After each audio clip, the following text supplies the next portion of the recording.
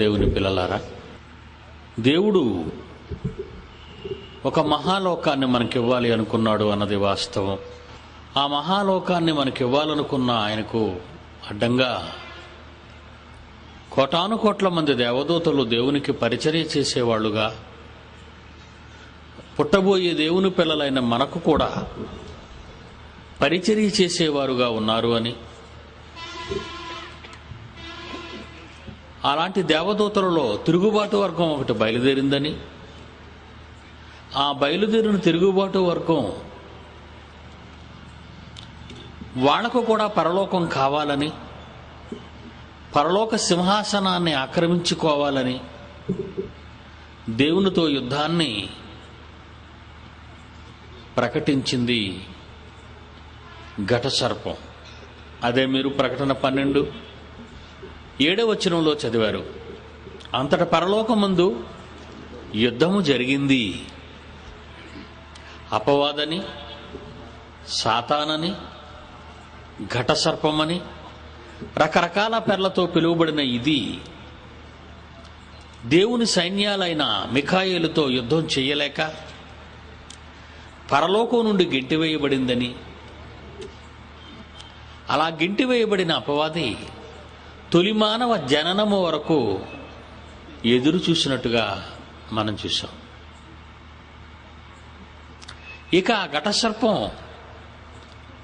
పరలోకంలో ఆరంభించిన యుద్ధ భేరి భూమి మీద మనుషుల మధ్య ఇప్పటికనే మనుషులు యుద్ధం చేసుకొని కొట్టుకు చంపుకునే పరిస్థితి పరలోకంలో దేవుని సైన్యాలతో తలబడలేక పడద్రోయబడింది. అలా పడద్రోయబడిన దాని గురించి బైబిల్లో ఏం రాశాడో చూడండి. ప్రకటన గ్రంథం 12వ అధ్యాయము 12వ వచనం మీద వచనం చూడండి. 12వ వచనం మీద వచనం 11. వారు గొర్రెపిల్ల రక్తమును బట్టి తామిచ్చిన సాక్ష్యమును బట్టి వారిని జయించి ఉన్నారు, కానీ మరణం వరకు తమ ప్రాణములను ప్రేమించిన వారు కారు అని మన కోసం చెప్పబడింది. కింద ఏమంటున్నాడో చూడండి. అందుచేత పరలోకమా, పరలోకంలో ఉన్నటువంటి దేవదూత, మిగిలిన దేవదూత గణములారా, కోట్లాది మంది, మీరు ఉత్సహించండి. మీరు భూమి, సముద్రమా, మీకు శ్రమ. భూమికి శ్రమ అన్నాడు. ఎవరికి శ్రమట? భూమికి శ్రమ. భూమికి శ్రమ. సూర్యుడికి శ్రమ ఉండకూడదా? చంద్రుడికి శ్రమ ఉండకూడదా? అంగారక గ్రహానికి శ్రమ ఉండకూడదా? గురుగ్రహానికి, బుధగ్రహానికి, శనిగ్రహానికి, వీటికి శ్రమ ఉండకూడదా? నక్షత్రాలకు శ్రమ ఉండకూడదా? ఆకాశానికి శ్రమ ఉండకూడదా? ఎవరికి శ్రమట? భూమి, సముద్రమా, మీకు శ్రమ. బాంబులతో, విమానాలతో, మరణాయుధాలతో, భయంకరంగా కత్తులతో, గుదియలతో, కొడవళ్లతో, మరి ఎన్ని మరణాయుధాలు ఈరోజు గొడ్డళ్లతో నరుక్కుంటున్నారు మనుషులు. ఎందుకు తెలుసు అలా నరుక్కుంటున్నారు? దేవునిపై పగబట్టింది ఆ ఘట సర్పం, అపవాది, ఒక మహాశక్తి. అది ఎక్కడికొచ్చి స్థావరం ఏర్పాటు చేసుకుందట? అది ఎక్కడికొచ్చి స్థావరం ఏర్పాటు చేసుకుంది? ఎఫెసీయులకు రాసిన పత్రిక 6వ అధ్యాయము, ఎఫెసీయులకు రాసిన పత్రిక 6వ అధ్యాయము 12వ వచనం చూడండి. ఏలయనగా మనము పోరాడున్నది. మీరు పోరాడాలట ఎవరితో? శరీరులతో కాదర్రా అన్నాడు దేవుడు. మీరేటి మీరు పొడుచుకుంటున్నారు? మీరేటి మీరు చంపుకుంటున్నారు? మనుషులు చంపుకుంటున్నారేంటి? మీరు పోరాడేది శరీరాలున్న మనుషులతో కాదయ్యా. మరెవరితో? ప్రధానులు ఉన్నారు శరీరాలు లేకుండా, అధికారులు ఉన్నారు శరీరాలు లేకుండా, కనబడకుండా. ప్రస్తుత అంధకార సంబంధముకు లోకనాథులు ఉన్నారు కనబడకుండా శరీరాలతో. ఆకాశ మండలమందు వీళ్ళంతా స్థావరం ఏర్పాటు చేసుకున్న దురాత్మల సమూహాలు. వాళ్ళతో మీరు పోరాడాలి అన్నాడు. ఆకాశ మండలంలో కాపు కాసాయంట, పొంచి ఉన్నాయంట.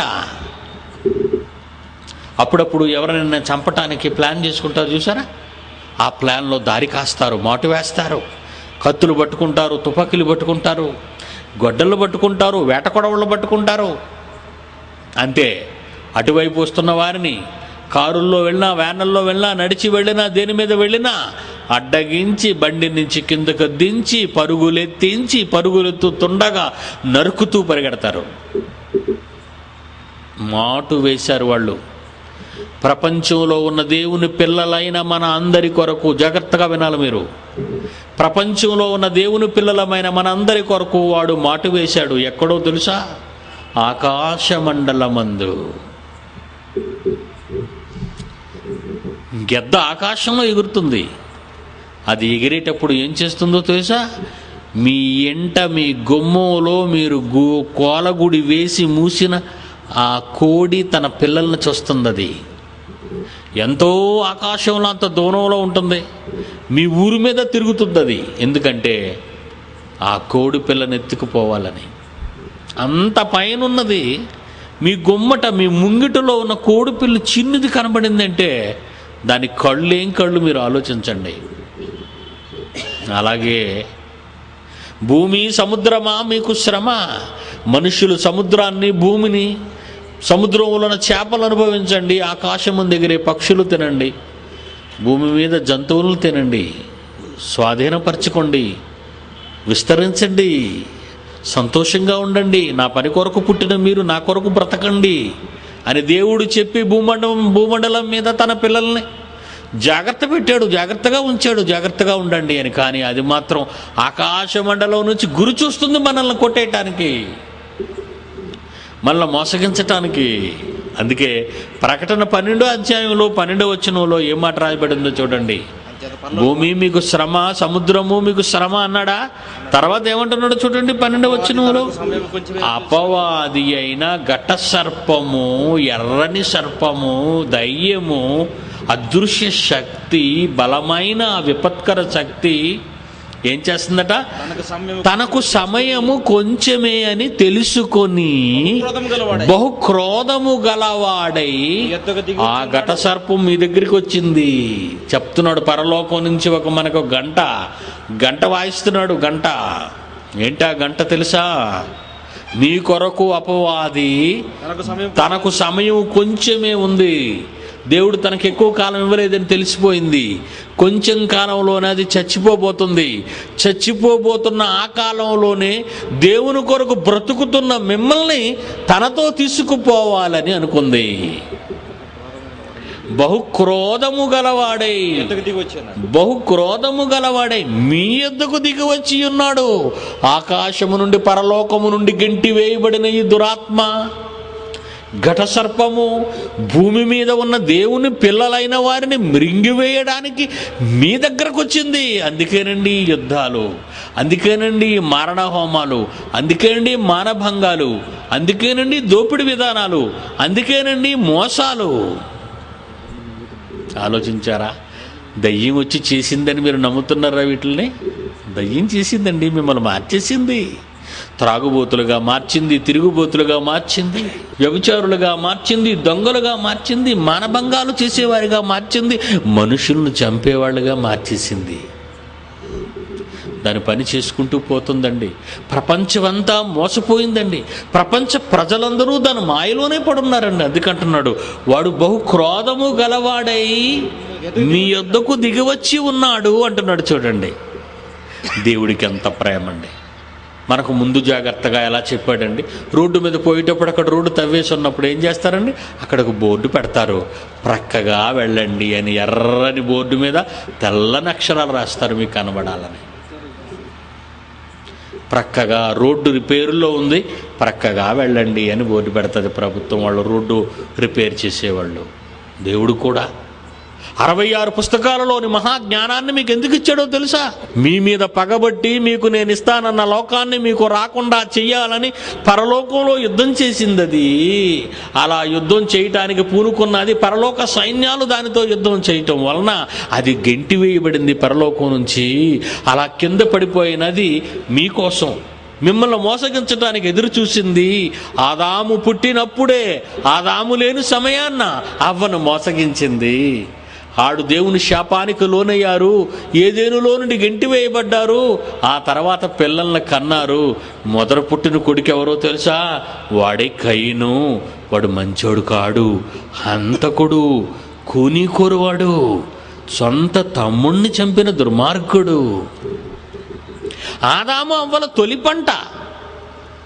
ఆదాము అవ్వల మన ఆది తల్లిదండ్రులు తొలిపంటే హంతకుడై పుట్టాడే. ఆలోచించండారా, ఎంత మోసం చేసింది అది ఏదైనా వనంకి వచ్చి. దేవుని కాపుదలలో ఉన్న పిల్లల్ని వనంలో లేకుండా బయటికి ఇంటివేయించింది. అందుకే ఈరోజు ప్రపంచం అంతా విస్తరించిపోయారు మానవాళి. విస్తరించిపోయిన మానవాళిలో ఏం పెట్టింది? ఈ దేశం నీది, ఈ దేశం నీది, ఈ రాష్ట్రం నీది, ఈ రాష్ట్రం నీది, ఈ ప్రాంతం నీది, ఈ ప్రాంతం నీది, నీ కులం ఇది, వాళ్ళ కులం అది. ఎన్ని భేదాలు పెట్టిందండి మానవాళిలో. ఎంత మోసం అండి ఇది. ప్రజలు కనుక్కుంటున్నారా అండి? అమెరికా వాడికి తెలుసా ఇది? ఆఫ్రికా వాడికి తెలుసా? ఆలోచించండి. మనకు తెలిసకపోని మన ఇండియా వాళ్ళకే ఎంత కుట్ర పన్ని మానవాళిని, మనుషులను నాశనానికి నడిపిస్తున్న ఈ భయంకర పరిస్థితిని ఒక్కరైనా వాసన కట్టారండి, పసిగట్టారండి? కుక్కకు తెలిసిపోద్దండి వాసన. వాసన బట్టి దొంగొండ పట్టుకుంటుందండి కుక్క పట్టుకుంటుందండి. దానికంటే శ్రేష్ఠులమే మనం, దానికంటే గొప్పవాళ్ళమే మనం తెలుసుకుంటున్నామా? మనల్ని పాడు చేయడానికి వచ్చిన వాడు మన మధ్యనే ఉన్నాడన్న సంగతి. మన కళ్ళ ముందు ముక్కు పచ్చలారనిగా పుట్టినవాడు, చక్కగా ఉన్నవాడు, బుద్ధిగా ఉన్నవాడు ఏంటి త్రాగుబోతైపోయాడు అనుకుంటావు. అలా త్రాగుతూ ఏదో ఒక రోజున రోడ్డు మీద త్రాగుతూ పడిపోతే చూసి దుఃఖపడిపోతావు, ఏంటి ఇలా మారిపోయాడు అని. ఎందరో భార్యలు, అయ్యో నా భర్తలను త్రాగుడు మానిపించలేకపోతున్నామండి అంటున్నారు. డాక్టర్లు హాస్పిటల్కు తీసుకెళ్ళినా నువ్వు చచ్చిపోతావు ఇక తాగితే అన్నా సరే, చచ్చిపోయినా పర్వాలేదు కానీ తాగుతానంటాడు. ఎలా మార్చేసిందండి వీళ్ళందరినీ. అందుకే దేవుడు ఒక హెచ్చరిక రాశాడు బైబిల్లో. పేతురు రాసిన మొదటి పత్రిక 5వ అధ్యాయము 8వ వచనం అంతో చెప్తున్నాడండి, నా పిల్లలారా నిబ్బరమైన బుద్ధిగా ఉండాలి, మీరు మెలకువగా ఉండండి. మీ విరోధి మిమ్మల్ని పరలోకానికి రానేయకుండా, పరలోకాన్ని ఒకప్పుడు మీరు రాకముందు కాజేయాలనుకున్నవాడు, ఆ దుష్టశక్తి, ఆ ఘట సర్పం మిమ్మల్ని పరలోకానికి రానేయకుండా మీ మధ్యకు వచ్చాడు. మిమ్మల్ని వేటాడుతున్నాడు, మిమ్మల్ని వెంటాడుతున్నాడు, మిమ్మల్ని పరుగులు తీస్తున్నాడు.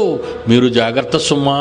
మీ విరోధి అయిన అపవాది గర్జించు సింహము వలె ఎవరిని మృంగుదునా అని వెదకుచూ తిరుగుచున్నాడు. ఒక ఇండియా, ఒక అమెరికా, ఒక జర్మనీయా, ఒక ఇంగ్లండా, ఒక ఫ్రాన్సా, ఒక న్యూజిలాండా, ప్రపంచ దేశాలన్నీ తిరుగుతున్నాడు.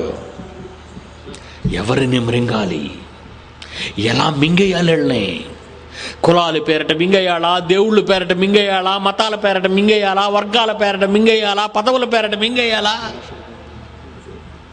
ఎలా మింగేయాలి? ఎలాంటి పిచ్చి వీళ్ళలో రేపి వీళ్ళ చంపేయాలి? మిమ్మును వెదకుచు గర్జించు సింహము వలె వెదకుచు తిరుగుచున్నాడు. ఎవరు? ఘట సర్పం. ఇది మనకి కనబడటం లేదు.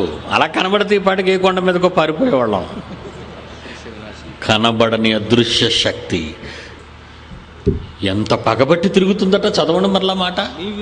మీ విరోధి అయిన అపవాది గర్జించు సింహము వలె ఎవరిని మృంగుదునా అని వెదకుచూ తిరుగుచున్నాడు. ఈరోజు పిల్లలు చూడండి ఎలా పాడైపోయారు. ఒక చోట తిన్నగా ఉండరు, రోడ్డు అంటే తిన్నగా నడవరు, బయటికి వెళ్తే ఇంటికి తొందరగా రారు, బడికి వెళ్తే చదువు రాదు, తల్లిదండ్రుల మాట వినరు. చిన్నప్పటి నుంచే వాళ్ళకి కైనీలు, గుడకాలు, సిగరెట్లు, మందు అన్ని అలవాట్లు. అవునా? చిన్నప్పుడు జిలేబీ తింటాడు, లేదంటే లడ్డు తింటాడు. ఒకప్పుడు మా చిన్నప్పుడు మేము తినడం అంటే అదే మాకు. ఎందుకురా తిండిపోతూ అయిపోతున్నావు అనేవారు, అది తిన్నా సరే. ఇప్పుడు ఏట్రా తాగుబోతూ అయిపోతున్నావు అంటున్నారు చిన్నోడ్నే. ఎలా పాడైపోయిందండి సమాజం. రోజు రోజుకి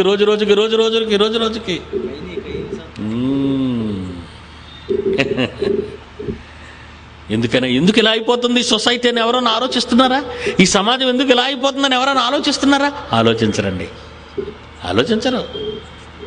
వాడి పిల్లలు చూసి పొంగిపోతారు. డ్యాన్స్ బేబీ డ్యాన్స్ అంటాడు. ఆ చిన్న పిల్లలు డ్యాన్స్ చేస్తుంటే అబ్బో ఆనందం తల్లిదండ్రులకి. ఏమి డ్యాన్సులు అండి అవి? అన్నం పెట్టావా, సమాజాన్ని బాగు చేసావా, ఆ తర్వాత నిన్ను డ్యాన్స్ చేయిస్తుంది అది. ఎంతమంది జీవితాలతో ఆడుకుంటుందండి, ఎలా పాడు చేసేస్తుందండి అందరినీ, రకరకాలుగా పాడు చేస్తుంది. ఆ తర్వాత ఖాళీ దొరికిందని వంటలు వార్పులు వండుకొని తినండి. మాంసం ఎలాగ ఉండాలి, చికెన్ ఎలాగ ఉండాలి, సలాడ్ ఎలాగ ఉండాలి, అది ఎలాగ ఉండాలి, ఇది ఎలాగ ఉండాలి, తిండి. ఆ తర్వాత తిరగడం, కొండ మీద గెంతేవాడు ఒకడు, మోటార్ సైకిల్ మీద ఫీడ్స్ చేసేవాడు ఒకడు, మొగ్గలేసి కాళ్ళు ఇరిగిపోయినాడు ఒకడు. ఎన్ని చూపిస్తున్నారండి కళ్ళ ముందు. టీవీని చూస్తుంటే అన్ని విన్యాసాలే. లోకం అంతా ఎలా చెడిపోతుందో. చచ్చిపోయినా పర్వాలేదు, పేరు కావాలంట వాడికి. చచ్చిపోయినా పర్వాలేదు, పేరు కావాలి. అందుకే పుట్టావా? నీ పుట్టుక వెనుక ఎంత చరిత్ర ఉందో నీకు తెలుసా? దేవుడు ఈ దేహాన్ని నీకెందుకు ఇచ్చాడో తెలుసా? బైబిల్ చూద్దామా ఎందుకు ఇచ్చాడో? ఈ చెయ్యి ఎందుకు ఇచ్చాడో? ఈ కాళ్ళు ఎందుకు ఇచ్చాడో? ఈ తలకాయ ఎందుకు ఇచ్చాడు? ఈ కళ్ళు ఎందుకు ఇచ్చాడో? ఒకసారి బైబిల్ ఇప్పి చూద్దామా. రోమీలకు రాసిన పత్రిక 6వ అధ్యాయము 13వ వచనం. మీ అవయవాల్ని నోరు కానివ్వండి, నాలుగు కానివ్వండి, పెదవులు కానివ్వండి, ముక్కు కానివ్వండి, కళ్ళు కానివ్వండి, కాళ్ళు కానివ్వండి, చేతులు కానివ్వండి, మీ అవయవాలను దుర్నీతి సాధనాలుగా పాపానికి అప్పగించకండర్రా అంటున్నాడు. దేవుడు ఎంత మంచోడండి. ఏనండి, మీ అవయవాలను దుర్నీతి సాధనాలుగా దేనికి అప్పగించొద్దన్నాడు? పాపానికి అప్పగించొద్దు. 2 చేతులు తీసుకుంటాడు, ఒక చేతిలో గ్లాస్ ఉంటుంది, ఒక చేతిలో సీసా ఉంటుంది. ఏమంటే ఆ సీసాలో ఎంత అందంగా పోస్తాడు, చక్కగా పోస్తాడు, మంచి రంగు. ఏమంటే ఒక గుట్టకేస్తాడు, ఆనందంగా వేస్తాడా అంటాడు. విషం తాగాడా? విషమే తాగుతున్నాడు. మరి ఎలా అయిపోయాడండి. ఆ తర్వాత ముక్కుందా తినడానికి అంటాడు. ముక్క కావాలా? కక్క తింటావా? తేను. ఆ తర్వాత కుక్కలా వీధిలో పడతావా? మీద నుంచి ఏదైనా పోతే చేస్తాను. తాగితే ధైర్యం వస్తుందండి అంటాడు. పాపం. ఈ చేతిని సీసా, ఈ చేతిలో గ్లాసు, ఈ రెండింటినీ చూస్తున్న 2 కళ్ళు, ఆ మసాలా వాసన, ఇలా వాసన చూస్తాడు. మంచి నాటు సరుకురా అంటాడు. మంచి నాటు సరుకు వాసన చూస్తాడు. ముక్కెందుకు వాడాడు? వాసన చూడటానికి, విషయాన్ని వాసన చూడటానికి. కళ్ళు ఎందుకు వాడుతున్నాడు? పొంగిపోతున్నాడు. దాని రంగు చూసి, దాని పొంగు చూసి, గ్లాసులో పొంగుతుంటుంది. అవునా? నోరు తెరిచాడు. వేస్తాడు.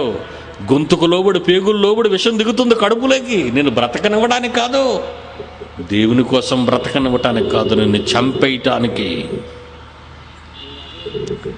మీ అవయవాలను దుర్నీతి సాధనాలుగా పాపానికి అప్పగించకండర్రా.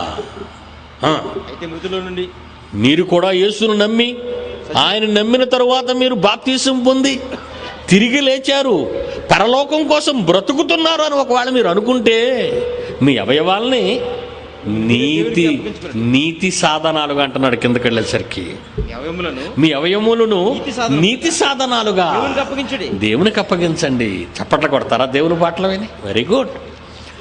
ప్రార్థన చేస్తారా ఈ నోరున్నందుకు? మంచి పాట పాడతారా ఈ నోరున్నందుకు? ఏమండి, ఎంత సంతోషం అండి. దేవుని కొరకు వాడవలసిన ఈ దేహాన్ని దేనికోసం? మీరు ఒక గేదెని పెంచుకుంటారు, మీ పంట పొలాల్లో తీసుకెళ్తారు ఆ గేదెని. అవునా? మీ పంటను తిన్నిస్తారా? దాన్ని తిన్నెవరు. ఆ గట్టు మీద ఉన్న గడ్డి మాత్రమే తినాలి. Very good. పంట అంతా ఇంటికి తెచ్చుకుంటారు, ధాన్యం అంతే కదండి. ధాన్యం అంతా ఇంటికి తెచ్చుకుంటారు. గడ్డి ఏం చేస్తారు? మళ్ళీ ఆ పశువుకే వేస్తారు. మీకు పనికిరాదు కదా, మనం గడ్డి తినం కదా, కానీ గడ్డి దానికే ఇస్తాం. ఆ తర్వాత దాన్ని వీళ్ళు తీసుకెళ్తారు, ధాన్యం ఆడిస్తారు. పొట్టు, మరి తౌడు, చిట్టు అంటారు మరి మా ప్రాంతంలో. మీ ప్రాంతంలో మరి ఏమంటారు?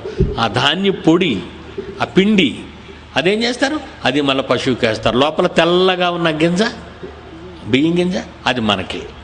మళ్ళీ అది కడుగుతారు. కడిగినప్పుడు ఆ కడిగిన తాలూకా కుడుతో కడుగు అంటారు చూసారా, ఆ కడిగిన నీళ్ళు ఐదేనికి మళ్ళీ అవి మీ గేదెకే.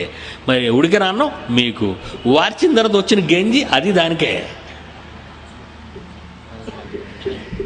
ఇవన్నీ నీకు పనికిరావు కనుక దానికి పడేసావు. కానీ అదేదైనా పనికిరాంది నీకు ఇస్తుందా? స్వచ్ఛమైన, సంపూర్ణమైన, పవిత్రమైన, తెల్లని రంగులో బలమైన పాలిస్తుంది. ఇస్తుందా? అవి తెచ్చుకుంటారు. గడ్డ పెరుగు పెట్టుకుంటారు, వెన్న తీస్తారు, నెయ్యి తీస్తారు. మరి ఎంత ఆనందంగా తీసుకుంటారు దాన్ని. మీకు పనికిరానివన్నీ దానికి పడేశారని ఏ రోజైనా అనుకుందా? ఎంత మంచిదండి అది. ఎందుకంటే దేవుడు మీకు ఇచ్చాడు దాన్ని. భూమి మీద జంతువులన్నీ మీవే అన్నాడు. అందుకే నీకు పనికిరానివి, నీకు చెత్తగా ఆటంకంగా పనికిరాని దానిగా నీ కాళ్ళకి ఎక్కడో అడ్డు తగులుతుందో ఏమని అది తీసుకుంటుంది. నీకు మంచి పాలిస్తుంది. నీ దేవుడు అంతే కదా, ఈ ప్రకృతి అంతే కదా. ఈ ప్రకృతిలో స్వచ్ఛమైన గాలి, ప్రకృతిలో స్వచ్ఛమైన వర్షం, నీళ్లు, స్వచ్ఛమైన పంట, వేరుశనక్కాయ పక్కన మంచిది. నిజంగా ఏ కార్పెంటరో అంత చక్కగా చేయలేడండి. ఆ పెట్టి, చిన్న పెట్టి, 3 పలుకులు పెట్టి, 2 పలుకులు పెట్టి, 1 పలుకు పెట్టి ఉంటుందా వేరుశనక్కాయ. ఏమండి, మీరు పల్లీలు అంటారా దాన్ని? వేరుశనగకాయ అంటాం. ఏమండి, మరి చక్కటి పెట్టి దానికి మీరు తినేస్తారా? వేరుశనగ పలుకులు తింటారు. మరి విత్తనాలు ఏం చేస్తారు? విత్తనాలు కూడా పగలగొట్టే కదండి. ఆ పెట్టి తీసేసి జల్లుతారు. వేరుశనగ పల్లీలు మళ్ళా పొలంలో జల్లుతారు. మళ్ళా దానికి పెట్టొస్తుందా? మళ్ళా వేరుశనగ పలుకులకు పెట్టొస్తుందా? మళ్ళా భూమి మీద లోపల ఎన్నో పలుకులు, ఆ పలుకులకు ఎన్నో పెట్టెలు. ఎంత మంచి దేవుడు అండి. ఆయనకి అన్యాయం చేయాలని ఎలా అనిపిస్తుందండి? మీకు ఎలా అనిపిస్తుంది ఆయనకి అన్యాయం చేయాలని? అందుకే దేవుడు నిన్ను కోరుతున్నాడు ఈ రాత్రి. ఏంటో తెలుసా? నా కోసం నువ్వు పనిచేయవా? కర్ణాటక రాష్ట్రం ఉంది. ఏమండి, మరి ఎన్నో లక్షల మంది ఉన్నారు కర్ణాటక వాసులు. మరి వాళ్ళందరికీ వెళ్ళి దేవుని మనసు చెప్పరా? మీరు వెళ్ళి అక్కడ క్యాసెట్స్ ఉన్నాయి, అక్కడ పుస్తకాలు ఉన్నాయి, అక్కడ VCDలు ఉన్నాయి. మీకు ఎవరు నేర్పించిన అవసరం లేదు. అందులో నేను మాట్లాడిన ఎన్నో మహాజ్ఞాన సంగతులు ఉన్నాయి. అవి చక్కగా పెట్టుకొని చూడండి, బాగా నేర్చుకోండి, బాగా మీ బైబిల్ చదువుకోండి. పక్కనున్న పల్లికి వెళ్ళండి, ఆ పక్కనున్న పట్టణానికి వెళ్ళండి, ఆ పక్కనున్న రాష్ట్రానికి వెళ్ళండి. దేవుని మాటలు చెప్పరా? దేవుని మనసు చెప్పరా? వాడి కోసం పొంచి ఉన్న ప్రమాదాన్ని చెప్పరా? ఆ దుష్టుడి గురించి, ఆ సర్పం గురించి మీరు చెప్పరా? సమాజాన్ని పాడు చేస్తుందండి, సమాజాన్ని నాశనానికి నడిపిస్తుందండి అది. మరి మీరు చేసే పని ఏంటి? మీరు ఏ పని చేయరా? ఏ పని చేయకపోతే ఎలా? చేయాలా వద్దా? చేయాలి. మీకు ఇష్టమైనవన్నీ ఇచ్చాడా దేవుడు? దేవుడు మీకు ఇష్టమైన ఇచ్చాడు. చిన్న కళ్ళుగుడ్డు బండలు అంతేనా? చిన్న కళ్ళుగుడ్లు. ఆకాశాన్ని చూస్తున్నాం, ఆకాశంలో ఉన్న నక్షత్రాలను చూస్తున్నాం. అమ్మ బాబోయ్ ఎంత మంచి కళ్ళు! అవునా? అన్నీ కనబడుతున్నాయి. ఇంకా ఇదే రంగు అనగానే ఎరుపు అంటావు, ఇదే రంగు నీలం అంటావు, ఏ రంగు పసుపు. ఏంటి ఆ నల్ల గుడ్డులోనే ఇన్ని రంగులను పసిగట్టే శక్తి దేవుడు పెట్టాడా? అవును. ఒక చిన్ని కంటిలో ప్రకృతిలో ఉన్న రంగులు, ప్రకృతిలో ఉన్న అందాలు చూసే శక్తి పెట్టాడు. బెత్తెడ నాలిక, అంతేనా? నాలిక బెత్తెడే, కానీ ఎన్ని రుచులు పెట్టాడు దానికోసం. మీకు నాలుక పెడతానని తెలిసి దేవుడు నాలుకకు అవసరమైన ఎన్నో రుచులు ప్రకృతిలో పెట్టాడు ఆయన. మీ అవయవాలు వాసన, ఎన్ని వాసనలు, విరికిడి, ఎన్ని శబ్దాలు. శరీరములో ప్రతి అవయవానికి అవసరమైన ప్రతి దానిని నువ్వు లెక్కింపలేనంత విస్తారమైనంత సంపద ప్రకృతిలో మీకోసం, తన పిల్లల కోసం పెట్టాడు. మీకు ఇష్టమైనవన్నీ ఆయన ఇచ్చాడు. ఆయనకి ఇష్టమైంది మీరు చెప్పండి. ఏమండి, గిన్నెడు చన్నీళ్ళు ఎవరైనా మనకి ఇచ్చారనుకోండి, చన్నీళ్ళు నీళ్ళు తాగేసి చెంబల వారేస్తావా? అమ్మ నీళ్ళు ఇవ్వండి దప్పిక అని అడిగారు అనుకోండి, ఎండన పోయి రోడ్డు ప్రక్కన ఉన్న ఇంట్లో ఆ తల్లి ఒక చెంబుడు నీళ్ళు మనకి ఇచ్చింది, ఒక గ్లాసుతో నీళ్ళు ఇచ్చింది, నీళ్ళు తాగాం. ఆ గ్లాస్ ఇలా గిరాట వేసేస్తావా? ఇలా పడేస్తావా? చాలా సంతోషం అండి, మీకు వందనాలండి, చాలా థ్యాంక్స్ అండి, మాకు నీళ్ళు ఇచ్చారండి అని చెప్తారే. ఒక గిన్నెడు చన్నీళ్ళు ఇచ్చినందుకే ఎదుట మనిషిని చూసి వందనాలు, థ్యాంక్స్, కృతజ్ఞతలు చెప్తున్నారే. ప్రతి నిత్యం నువ్వు పీల్చే ఈ ప్రాణవాయువు, ఆ గాలి లేకపోతే మనం బతకలేం. అలాంటి ప్రాణవాయువుతో సహా ఈ శరీరానికి అవసరమైన ప్రతి అవసరతను తీరుస్తున్న నీ కన్న తండ్రికి ఇష్టాన్ని నెరవేర్చాలని ఎప్పుడైనా ఆలోచిస్తున్నావా? మరి మీకు పరలోకం ఎలా ఇస్తారు చెప్పండి? చచ్చిపోతే పరలోకానికి ఎలా వెళ్తారు? ఏమండి, పని చేస్తే కదండి ఎవరైనా డబ్బిస్తారు. కూలి చేస్తేనే, పని పొలంలో వెళ్ళి పని చేస్తేనే కదా కూలి డబ్బులు ఇస్తారు. ఏ పని చేయకుండా జీతం ఇవ్వండి ఎవరిని అడుగుతారు? ఏ పని చెయ్యని నీవు భూమి మీద ఏ ఒక్కరిని ఏమీ యాచించలేవే, అడగలేవే. ఏ పని చేయకుండా నీవు పరలోకానికి ఎలా వెళతావు? మరి ఎలా చేర్చుకుంటాడు ఆయన? చేర్చుకోడే. చచ్చిపోయినంత స్వర్గస్థులైరని మీరు అనుకుంటే అయిపోద్దా? చచ్చిపోయినందరూ స్వర్గానికి పోతున్నారని అయిపోతుందా? ఈవేళ పండగ రోజు చచ్చిపోయాడండి, పరలోకం ఓపెన్ అయిపోయి ఉంటుందని గేట్లు తీసేస్తుంటాయి అనుకుంటున్నారా? పండగ లేదు, పబ్బము లేదు. ఏ రోజు చచ్చిపోయినా దేవుని పని చేయని వాళ్ళు పరలోకానికి వెళ్ళరు. చెయ్యాలండి. ఇన్నిచ్చిన తర్వాత దేవుడు నిన్ను అడిగినప్పుడు నువ్వు దేవుని పని చేయవా? వాటిని చేయడానికని ముందుగా సిద్ధపరచబడిన సత్క్రియలు చేయుటకై మనము క్రీస్తు యేసునందు సృష్టింపబడి ఆయన చేసిన పని అయి ఉన్నాము అని చదువుకున్నాం 2:10. మరి దేవుని పని చేయవలసిన మీరు ఎవరి పనిలో ఉన్నారు చెప్పండి? ఉదయం వేస్తారు, ఓకే, పొలానికి వెళ్ళారు, వచ్చారు, సాయంకాలం అయిపోయింది, వచ్చారు, పండుకుంటూ పోయారు, మళ్ళీ తెల్లవారు లేచారు, మళ్ళా పనికి వెళ్ళిపోయారు. మరి తండ్రి పని ఎప్పుడు చేస్తారు? తండ్రి పని ఎప్పుడు చేస్తారు? 12 సంవత్సరాలు యేసుప్రభుకి పండక్కి తీసుకెళ్ళింది తల్లి. జాతర లాంటిది, యెరూషలేములో జాతర జరిగేది. ఆ జాతరకు తీసుకెళ్ళింది. అప్పుడు యేసుప్రభు ఆ జాతరలో ఉన్నాడు. 2 రోజులు ప్రయాణం వెళ్ళిపోయారు తల్లిదండ్రులు, మరియమ్మ, యోసేపు. యేసుప్రభు కనబడలేదు. ఏది యేసుప్రభు కనబడలేదు అంటే మళ్ళీ వెనక్కి వచ్చారు. వెతుకుతూ దేవాలయంలోకి వెళ్ళేసరికి ఆయన అక్కడ శాస్త్రులను, పరిసయ్యులను, ధర్మశాస్త్రోపదేశకులను, జ్ఞానవంతులను చెప్పుకునే వాళ్ళందరూ ప్రశ్నలు అడుగుతున్నాడట ఆయన. 12 సంవత్సరాల్లో ఎంత మంచి గుణం వచ్చిందండి. మీరు మీ పిల్లల్ని అలాగే పెంచుతున్నారా? మీ పిల్లల్ని బాగా పెంచుతున్నారా? పెంచకపోతే మీకే తలపోటు. దేవుడు మిమ్మల్ని అడుగుతాడు. ఇప్పుడు చెప్పాను కదా, గర్భఫలము దేవుడిచ్చు బహుమానం. మరి పెంచరా? యేసుప్రభు దగ్గరికి వెళ్ళారు. లోకాసువార్త 2:49 యేసుప్రభు ఏమంటున్నాడు చూడండి, మీరు ఎలా నన్ను వెతుకుతున్నారమ్మా నాన్న? మీరు ఎందుకరా నన్ను వెతుకుతున్నారు? నేను నా తండ్రి, పరలోకములో ఉన్న తండ్రి భూమి మీదకి తన పని కోసం పంపించాడు కదా.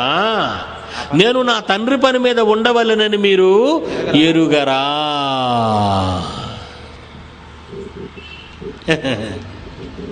మరి తండ్రి పని చేయకపోతే ఎలా వెళ్తారండి పరలోకానికి? చెయ్యాలి కదా. మరి చేస్తారా? రేపటి నుంచి చేయాలి. మీరు ఎంతో దూరాల నుంచి, ఎన్నో గ్రామాల నుంచి మరి రాత్రి ప్రయాణం చేసి మీరు వచ్చారు. చాలామంది 5 రోజులు బట్టి వస్తున్నారు. మరి మంచి మాటలు వింటున్నారు. మీకు అందరికీ అబ్రహాం గురించి తెలుసు కదా. అబ్రహాం గురించి విశ్వాసులకు తండ్రి. ముసలాడైపోయాడు, పండు ముసలాడైపోయాడు. శారా గర్భం ఉడిగిపోయింది, పిల్లలు పుట్టరిక. దేవుడు వచ్చాడు వాళ్ళ ఇంటికి, భోజనం పెట్టాడు. మంచి భోజనం, మంచి మంచిది. మరి కోడిని కోసాడు, లేగదోడని కోసాడు, పెట్టాడు. అప్పుడు దేవుడు ఒక మాట ఇచ్చాడు. ఏంటో తెలుసా? మీదటికి ఈ కాలాన్ని వస్తాను, అబ్రహాం నీకు మంచి కొడుకు పుడతాడు అన్నాడు. పుట్టాడు. ఏం పేరు ఆయన పేరు? ఇస్సాకు. శాంతమూర్తి. ఇస్సాకు పుట్టాడు. చిన్న చిన్నగా పెరుగుతున్నాడు. ముద్దు అడుగులేస్తున్నాడు. ముద్దు మాట్లాడుతున్నాడు. మళ్ళా వచ్చాడు దేవుడు. తెలుసు కదా. ముసలి కాలంలో ఆ వృద్ధ దంపతులకు ముసలివాడుకు కొడుకు పుట్టాడు. ఆ కొడుకుతో ఆడుకుంటున్నారు. చిన్న ముద్దు మాటలు పలుకుతున్న రోజులు ఆ రోజు. ఇస్సాక్కి దగ్గరికి వచ్చాడు దేవుడు. అబ్రహాము అని పిలిచాడు. ఏనాయనా అని అడిగాడు. నిన్నొకటి అడుగుతాను ఇస్తావా అన్నాడు. నిన్నొకటి అడుగుతాను ఇస్తావా? ఏంటి కావాలి నాయనా? నీకు ఒక్కగానొక్క కొడుకైన ఇస్సాకును నాకు బలివ్వాలి. బలి. ఏమండి, మనకెంత కోపం వచ్చేస్తుందండి ఆ మాట అడిగితే. ఇచ్చినట్టు ఇచ్చావు, ఇప్పుడు నువ్వు అడుగుతున్నావా? అది ఇవ్వకుండా పోవచ్చు కదయ్యా.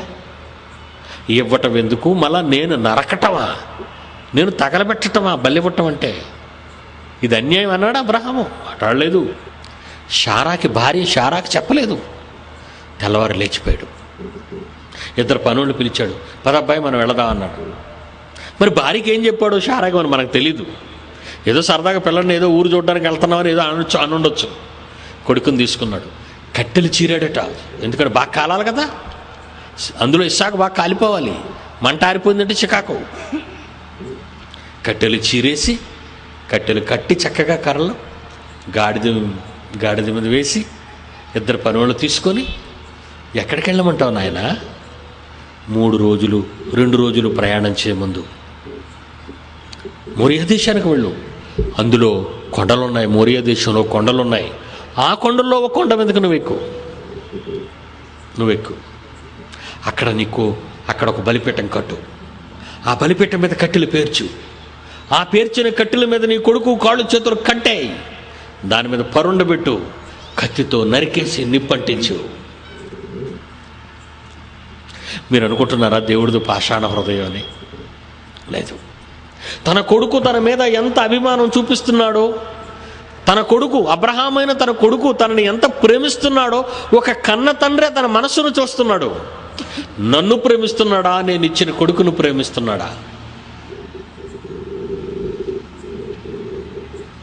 పనోళ్ళు కొండ కింద ఉంచేశాడు. కట్టెలు ఇస్సాకు నెత్తిన పెట్టాడు. నిప్పు పట్టుకున్నాడు. చూడండి, ఎవరికెట్టాడు కట్టెలు? ఎవరు పెట్టాడు? ఇస్సాకు నెత్తి మీద పెట్టాడు. కట్టెలు కర్రల్లో నిప్పు పట్టుకున్నాడు, కత్తి పట్టుకున్నాడు. ఇస్సాకుని కొండ మీదకి తీసుకెళ్తున్నాడు. అప్పుడు అడుగుతున్నాడు ఇస్సాకు, నాన్న కట్టెలు ఉన్నాయి, కత్తి ఉంది, నిప్పు ఉంది, కానీ దహన బలికి మండించటానికి పీక కోసేసి కాల్చటానికి దహన బలి, దేవునికి అవసరమైన దహన బలి పశువు ఏది, గొర్రె ఏది అని అడుగుతున్నాడు. ఏమండి, ఆ ముసలి హృదయం ఆగిపోవాలండి, గుండె ఆగిపోవాలి ఆ మాటకాయన. ఏమన్నాడో తెలుసా? దేవుడు చూసుకుంటాడు నాయన. కొండ మీద తీసుకెళ్ళాడు. అన్నట్టుగానే బలిపీఠం కట్టాడు. కట్టెలన్నీ పేర్చాడు. కొడుకును కట్టేసి దాని మీద పొరుండబెట్టాడు.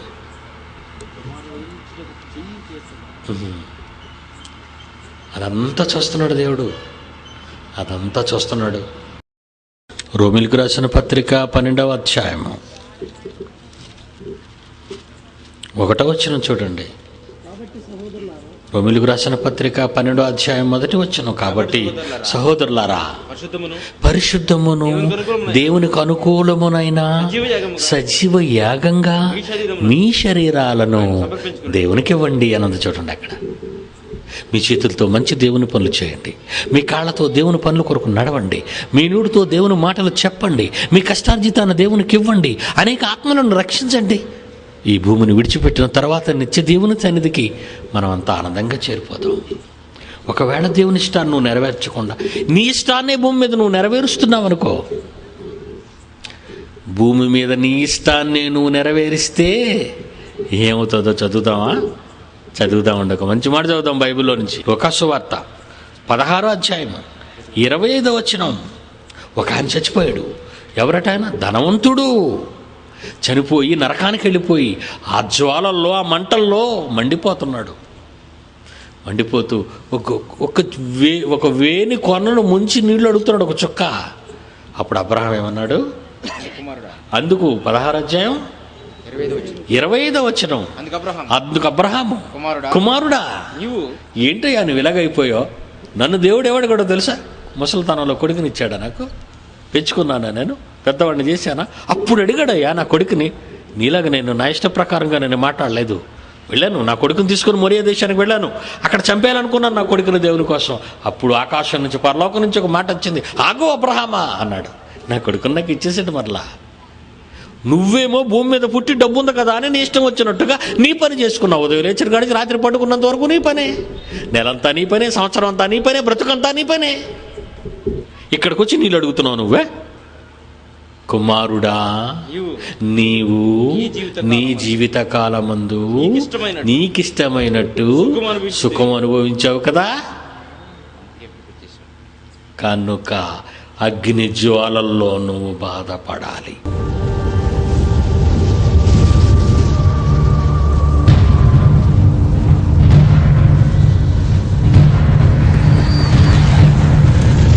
కుమారుడా, నీవు నీ జీవిత కాలమందు నీకిష్టమైనట్టు సుఖము అనుభవించితివని జ్ఞాపకము చేసుకొనుము.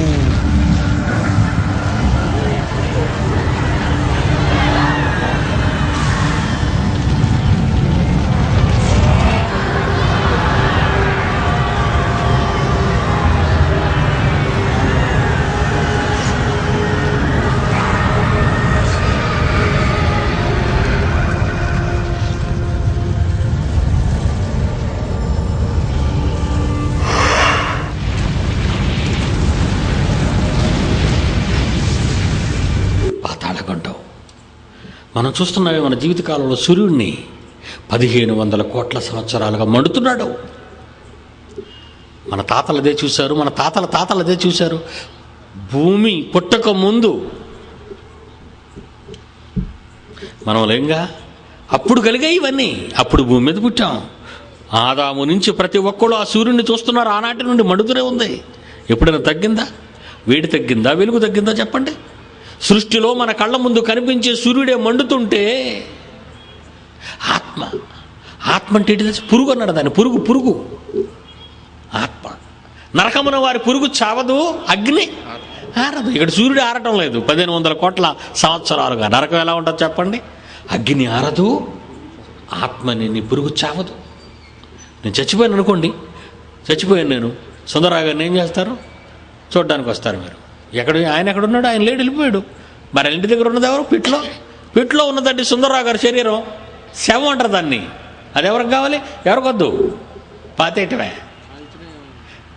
అది కాల్చినా, మట్టిలో పూడ్చినా, నన్ను ఎందుకు పూడ్చి చేస్తున్నారు ఇంట్లో ఉంచకుండా అని అడుగుతుందా? కట్టెల మీద కాలుస్తుంటే నన్ను ఎందుకు ఇక్కడ కాలుస్తున్నాను అంటారా?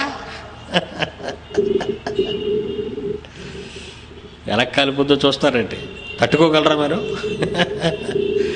సెంట్లు వాడుతున్నాం, పౌడర్లు వాడుతున్నాం, ఎన్ని వాడుతున్నాం అంటే దీనికి ఎంత తిండి పెట్టావు? ఎన్ని వేల గొర్రెలు తినేసి ఉంటాం మన జీవితకాలంలో, అవునా?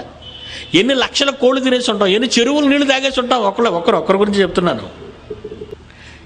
ఈ కట్టెల మీద కాలుస్తున్న ఈ దృశ్యాన్నే మనం చూడలేకపోతే, ఈ కట్టెని, ఈ దేహాన్ని మనం పోయిన తర్వాత ఆత్మ అది ఆ నిత్యాగ్ని దండనలో 60 ఏళ్ళు చేసిన పాపాలకు కాలవు. 60 ఏళ్ళు చేసిన పాపాలకు కోట్ల సంవత్సరాలు కాలాలు నువ్వు. అందుకే దాన్ని ఏమన్నాడు? ఆరని అగ్ని, నిత్యాగ్ని, నిత్య మరణం. బైబిల్లో దీన్ని ఏమని పిలిచాడు? నిత్య మరణం, నిత్య అగ్ని. నరకమున వారి పురుగు. ఎలా పురుగుల్లాగా విలవెల్లాడుతున్నారు చూసారు అందాక? వారి పురుగు చావదు, అగ్ని ఆరదు. దేవుడికి ఒక మాట ఇవ్వాలి, మీరు దేవుని కోసం బ్రతకండి, దేవుని కోసం బ్రతకండి. కళ్ళు మూసుకోండి, ప్రార్థన చేద్దాం. తండ్రి, మీ పిల్లలకు మీ మాటలు చెప్పాను, రాబోయే ప్రమాదాన్ని చెప్పాను, దుష్టుడు మమ్మల్ని ఎలా వేటాడుతున్నాడో చెప్పాను. ఈ సమాజం అనేది ప్రపంచంలో లేదు, కానీ భూమి మీద మేము జాగ్రత్తగా మా తనువును చాలిస్తే నిత్య రాజ్యానికి చేరిపోతాం. అది మీ పిల్లలకు చెప్పాను. కొన్ని కళ్ళ కట్టినట్టుగా చూపించాను తండ్రి. మీ పిల్లలు మంచివారు, అమాయకులు, పేదవాళ్ళు, పిల్లలందరినీ కాపాడండి. ఈ సభలు ఇంత దిగ్విజయంగా జరగటానికి ఈ రాయచూరు పట్టణ ప్రాంతాన్ని దీవించండి. వీళ్ళకి మంచి వర్షాలు ఇవ్వండి, వాళ్ళ పొలాలను బాగా పండించండి, వాళ్ళ ఆఖరిని తీర్చండి, వాళ్ళ సమస్యల నుండి పరిష్కారాన్ని, వారి రోగాల నుండి విముక్తిని ప్రసాదించండి. సంఘాలను నడిపిస్తున్న కాపరులను, సంఘాలలో ఉన్న మీ పిల్లలను, ఈ రాయచూరు పట్టణంలో ఉన్న ముస్లిం సోదరులను, హైందవ సోదరులను, నాస్తికులను, హేతువాదులను, ప్రతి వారు నీ బిడ్డలే కనుక వాళ్ళందరినీ చల్లగా కాచి కాపాడండి. ఈ సభల నిర్వహణలో ఎందరో పిల్లలు చేసిన త్యాగాలు మీకు తెలుసు. వాళ్ళను కూడా జ్ఞాపకం తీసుకోండి. వాళ్ళ భార్యలను, పిల్లలను జ్ఞాపకం చేసుకోండి. వాళ్ళని దీవించండి. కూర్చున్న మైదానంలో కూర్చున్న ప్రతి బిడ్డను మీరు దీవించండి. ప్రతి వారి అవసరత తీర్చండి. మీకోసం బ్రతికే జ్ఞానం వాళ్ళకి ఇవ్వండి. మీకోసం బ్రతకాలి. పరలోకంలో మీరు కోరుకున్న ఆ కోరిక ప్రకారం మీ పిల్లలందరూ మీ దగ్గరికి రావాలి. పరలోకం వాళ్ళదే, వాళ్ళు స్వతంత్రించుకోవాలి. ఆ భాగ్యాన్ని మీ బిడ్డల నుంచి పోకుండా దుష్టుల నుండి వాళ్ళని కాపాడమని మనం చేస్తున్నాం తండ్రి. ఈ పట్టణాన్ని విడిచి వెళ్ళిపోతున్నాను. మీ బలమైన వాక్యానికి మీ పిల్లల్ని అప్పగిస్తున్నాను. చల్లగా కాపాడండి. యేసునామని ప్రార్థన అడుగుచున్నాము తండ్రి, ఆమేన్. మన తండ్రి దేవుని ప్రేమ, కుమారుడైన యేసుక్రీస్తు వారి కృప, పరిశుద్ధాత్మ దేవుని అన్యోన్య సహవాసం సదాకాలం మనందరికీ తోడై నడిపించునుగాక. ఆమేన్.